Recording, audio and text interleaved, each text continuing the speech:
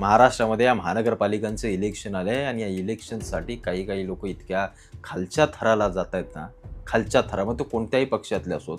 या भारतीय जनता पार्टीनं एक व्हिडिओ आहे, कुठली मुंबईच्या वॉर्ड क्रमांक 157 की काय आहे तो, मुंबईतलीच आहे की दुसरी कुठली इकडची तिकडची आहे, पण ही व्हिडिओ आहे. त्या व्हिडिओमध्ये काय दिसतंय, बॅनरवरती भारतीय जनता पार्टीचं कमळ दिसतंय.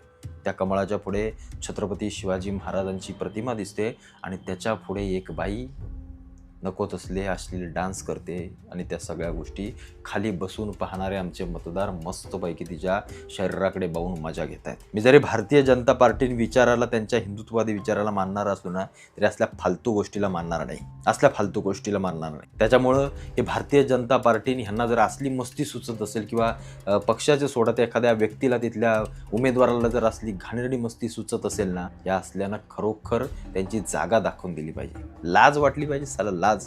महाराजांची प्रतिमा एका बाजूला उभे करता, राजकारणासाठी तर असे तुम्ही वापरतातच.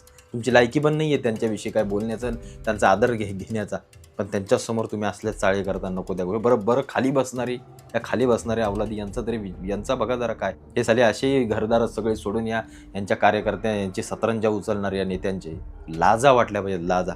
देवेंद्र फडणवीसजी, बघा जरा या सगळ्या गोष्टीकडं आणि त्या उमेदवार कोण आहे ना, त्याला घरचा रस्ता दाखवा थोडासा.